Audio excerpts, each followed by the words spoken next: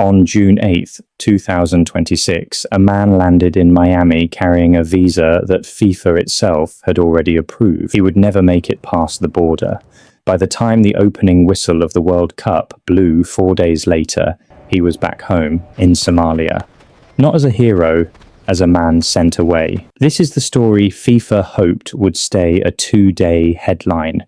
His name is Omar Artan. For most of the football world, that name meant nothing before June 2026. Inside African football, it meant everything. In 2025, the Confederation of African Football named him the continent's Men's Referee of the Year. Not a nomination, so they award. Regarded, in his own confederation's words, as Africa's top official.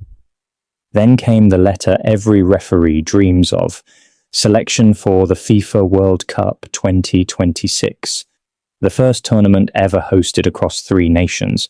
The first 48-team World Cup in history. And for Somalia, a country that had never once had an official on a World Cup pitch, Artan wasn't just a referee anymore. He was a first. Years of fitness testing, law exams, political vetting by FIFA's own refereeing committee. Every box checked, every clearance signed, he boarded a flight from Istanbul to Miami, believing the hardest part was already behind him. Artan landed at Miami International Airport to join the World Cup's referee base camp. Standard procedure. Every match official funnels through the same training hub before the tournament, except he never got there. US Customs and Border Protection held him for hours of questioning. Then came the ruling, inadmissible. The reason given to the public was 5 words long. Due to vetting concerns. No hearing shown. No appeal process disclosed. No further explanation offered to Artan, to Somalia, or to the sport that had spent a year preparing him for this exact moment. He was put on a flight back to Turkey. Then home. FIFA's official response arrived in the flattest language possible.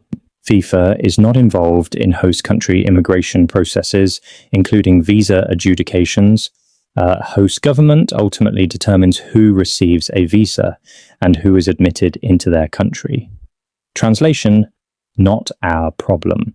An organization that expanded this tournament to 48 teams, 3 host nations, and billions of dollars in broadcast rights, stepping back the moment one of its own officials needed defending. Then came the moment that turned a quiet immigration story into a full-blown scandal.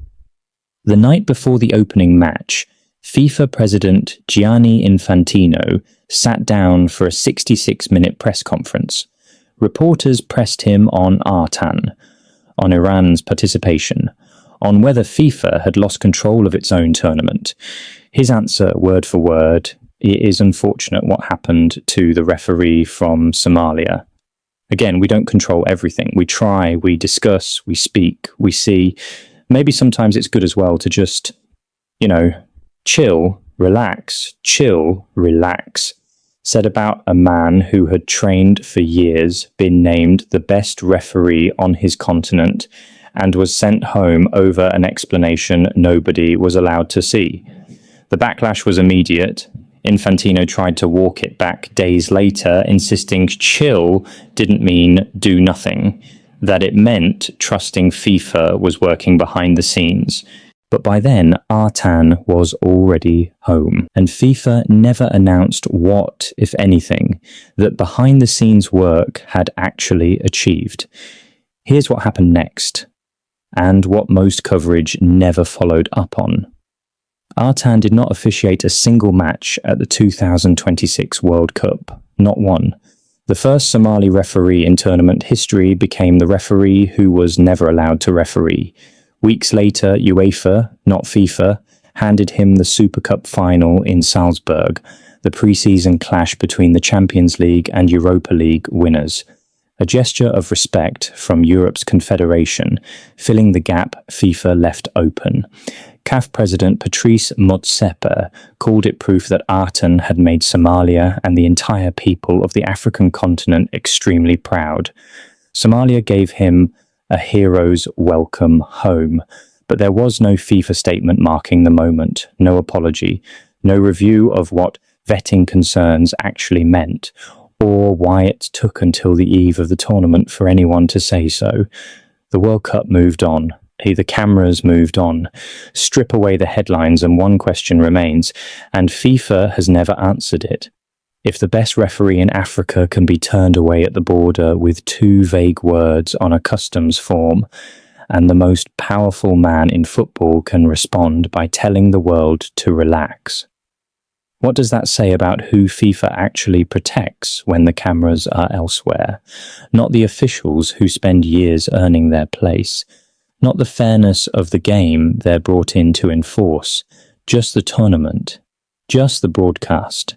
Just the show going on schedule, no matter who gets left behind at the gate.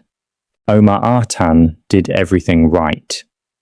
And it still wasn't enough to get him onto the pitch he'd earned. Artan's story is the one that made headlines for a day and then disappeared. He wasn't the only one FIFA hoped the world would forget quietly. Episode 2 coming next.